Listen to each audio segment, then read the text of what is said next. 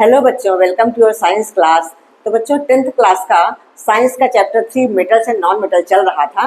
तो आज हम पढ़ने वाले हैं how do metal react with non metals. Metal और नॉन मेटल आपस में कैसे रिएक्ट करती हैं। तो चलिए शुरू करते हैं।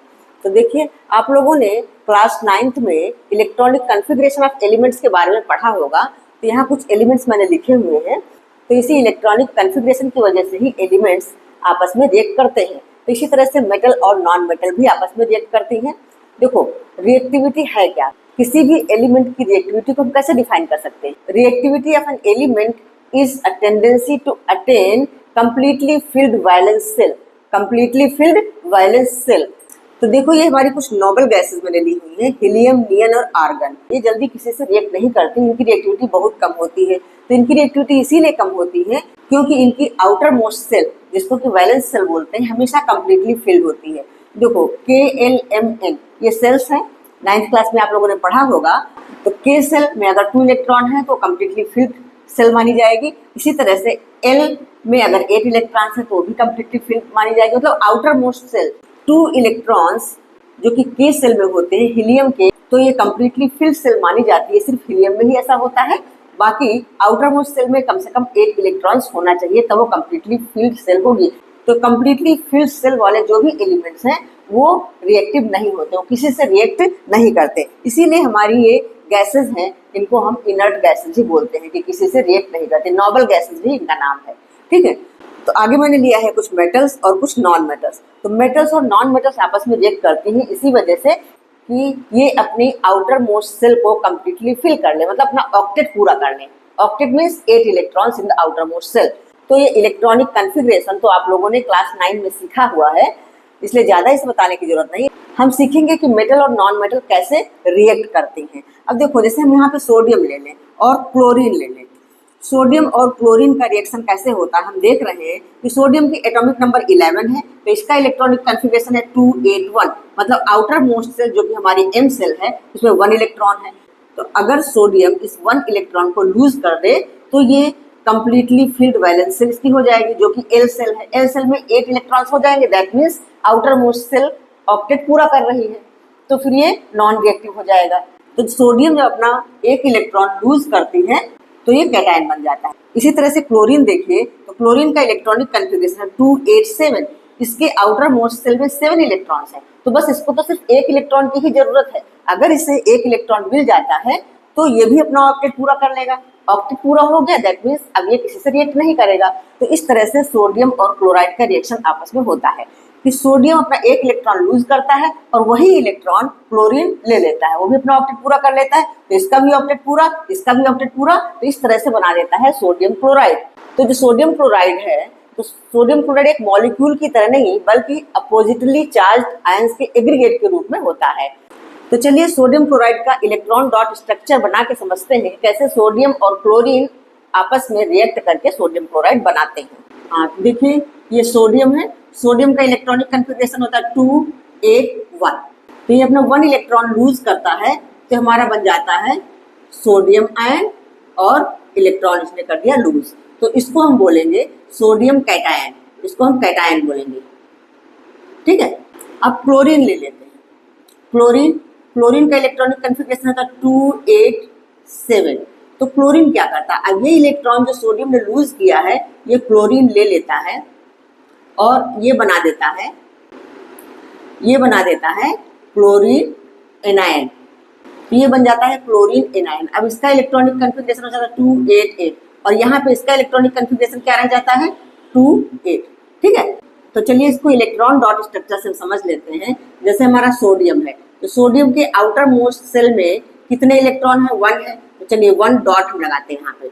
अब क्लोरीन के आउटर मोस्ट सेल में कितने इलेक्ट्रॉन है, 7 है, ठीक है। तो अब इसके लिए थोड़ा सा अलग हम क्रॉस लगाते हैं। 2 2 4 हो गया, 6 हो गया, ये 7 हो गया। अब ये इलेक्ट्रॉन जो है ये आ करके क्लोरीन में मिल जाता है। तो अब देखो, क्लोरीन का ऑक्टेट हो गया पूरा। तो इस तरह से बनता है सोडियम क्लोराइड।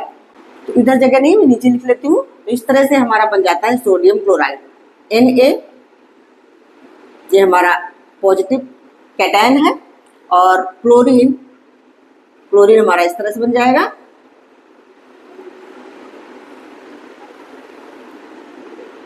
क्लोरीन और क्लोरीन हमारा है एनायन, ठीक है। तो ये बन गया हमारा सोडियम क्लोराइड। तो इलेक्ट्रॉन डॉट स्ट्रक्चर इस तरह से आपको बनाना है। तो ये तो हो गया सोडियम क्लोराइड। अब इसको हम इस तरह से लिख सकते हैं NaCl, सोडियम क्लोराइड हो गया।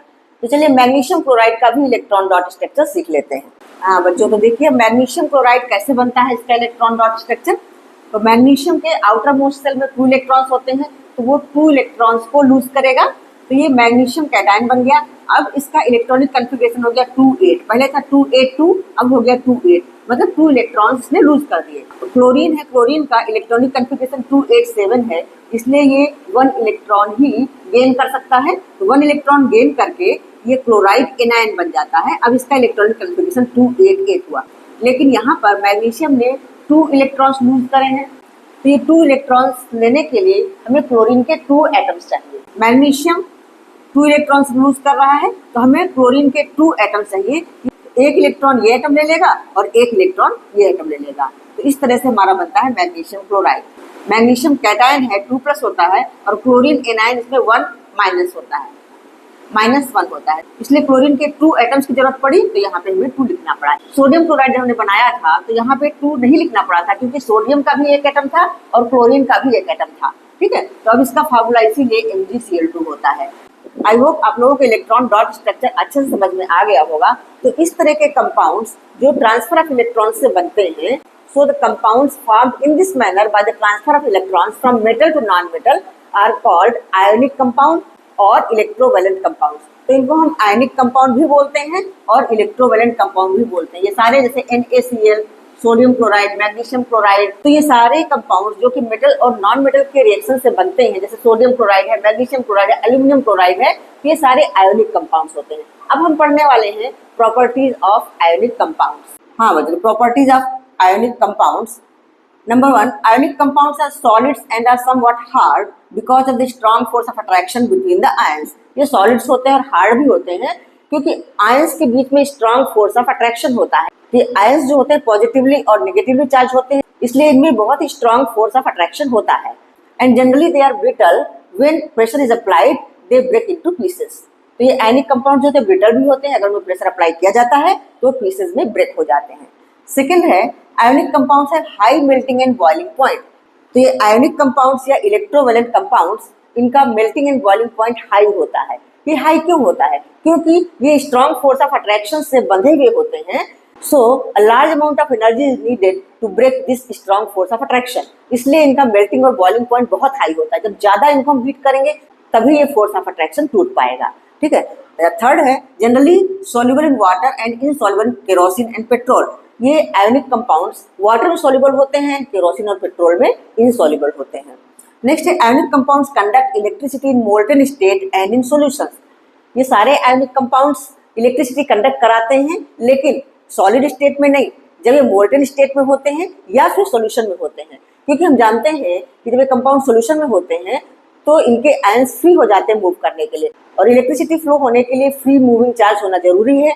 तो ये सॉल्यूशन में इलेक्ट्रिसिटी कंडक्ट करा सकते हैं, और मोल्टन स्टेट मतलब जब हीट करते हैं, बहुत ज्यादा हीट करते हैं, तो इनका फोर्स ऑफ अट्रैक्शन टूट जाता है और आयंस फ्री हो जाते हैं मूव करने के लिए, तब भी इलेक्ट्रिसिटी कंडक्ट करा सकते हैं। बट सॉलिड स्टेट में आयंस फ्री नहीं होते मूव करने के लिए, तो सॉलिड स्टेट में ये इलेक्ट्रिसिटी कंडक्ट नहीं करा सकते। तो ये इनकी मेन प्रॉपर्टीज हैं। तो इस टॉपिक के बाद कुछ क्वेश्चंस दिए हैं, चलिए वो भी सॉल्व कर लेते हैं। हाँ तो बच्चों 2 क्वेश्चंस हैं इसमें। फर्स्ट क्वेश्चन के 3 पार्ट्स हैं। तो देखिए क्वेश्चन है right the electron dot structure for sodium, oxygen and magnesium.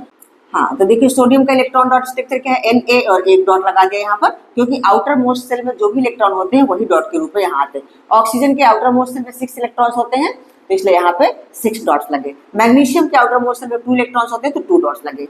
ये हो गया हमारा फर्स्ट का आंसर। सेकेंड बोला है show the formation of sodium oxide and magnesium oxide bye the transfer of electrons. तो सोडियम ऑक्साइड को bye the transfer of electron इस तरह से दिखाएंगे, क्योंकि यहाँ पे सोडियम के 2 एटम्स हैं, इसलिए हमने सोडियम के 2 एटम्स लिए, और ऑक्सीजन का 1 एटम है। हम जानते हैं कि outer most shell of oxygen में 6 इलेक्ट्रॉन्स होते हैं और सोडियम में 1 होते हैं। तो ये 1 इलेक्ट्रॉन यहाँ चला गया, यहाँ चला गया, तो ये हमारा बन गया सोडियम आयन।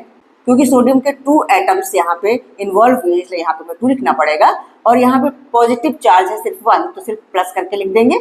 और अब यहाँ पर हमारा ऑक्साइड आयन जो है अब ये अपना ऑक्टेट कंप्लीट कर रहा है, पूरे 8 इलेक्ट्रॉन्स इसके आउटर मोस्ट शेल में है और ये नेगेटिवली चार्ज है, तो ये एनायन है और इसमें हम 2 माइनस लिखेंगे क्योंकि इसे 2 इलेक्ट्रॉन्स चाहिए, तो ये हमारा बन जाता है Na2O सोडियम ऑक्साइड। इसी तरह से हम मैग्नीशियम ऑक्साइड का भी इलेक्ट्रॉन डॉट स्ट्रक्चर बना लेते हैं। यहाँ हमारे पास मैग्नीशियम के आउटर मोस्ट सेल में 2 इलेक्ट्रॉन्स है और ऑक्सीजन के आउटर मोस्ट सेल में 6 इलेक्ट्रॉन्स है, तो यहाँ पे हम सिंगल सिंगल एटम ही लेंगे, इसके 2 इलेक्ट्रॉन्स में ट्रांसफर हो जाएंगे, तो हमारा बन जाएगा मैग्नीशियम ऑक्साइड MgO। तो आई होप आप लोगों को समझ में आ गया होगा। अच्छा, इसमें थर्ड पूछा गया है what are the ions present in these compounds, तो इन कंपाउंड्स में कौन से आयंस प्रेजेंट है, तो हमें साफ ही दिखाई दे रहा है कि पहले वाले में sodium ion and oxide ion और सेकंड वाले में magnesium ion and oxide ion. तो यहाँ पे आप लिख सकते हो sodium ion and oxide ion in Na2O and magnesium ion and oxide ion in MgO। Second question पूछा गया है why do ionic compounds have high melting points, तो आयोनिक कंपाउंड्स का हाई मेल्टिंग पॉइंट क्यों होता है। तो इस क्वेश्चन का आंसर मैंने लिखा नहीं है, बस इसको ऐसे ही बोल के बता देती हूँ। तो इस क्वेश्चन का आंसर ऐसा हो जाएगा कि ionic compounds have high melting points because a lot of energy is needed to break strong electrostatic force of attraction, या हम ऐसा ही बोल सकते हैं स्ट्रॉन्ग इंटर आयनिक अट्रैक्शन, क्योंकि ये जो आयनिक कंपाउंड्स होते हैं पॉजिटिवली और नेगेटिवली चार्ज आयंस से बनते हैं, तो इनके बीच का अट्रैक्शन बहुत ज्यादा स्ट्रांग होता है, तो ये strong electrostatic force of attraction से जुड़े होते हैं, इसलिए इस फोर्स को तोड़ने में बहुत ज्यादा एनर्जी की जरूरत होती है, इसलिए इनका मेल्टिंग पॉइंट और बॉइलिंग पॉइंट भी हाई होता है। तो आई होप आप लोगों को ये सारी चीजें समझ में आ गई होंगी। तो हम नेक्स्ट वीडियो में पढ़ेंगे एक्सट्रैक्शन ऑफ मेटल्स। तो वीडियो कैसा लगा, अगर वीडियो अच्छा लगा है, समझ में आया है तो लाइक करिए, अपने फ्रेंड्स को भी शेयर करिए और सब्सक्राइब ना किया हो तो सब्सक्राइब कर लीजिए। फिर मिलती हूँ नेक्स्ट वीडियो में, तब तक पढ़ते रहिए, स्वस्थ रहिए, मस्त रहिए, बाय बाय।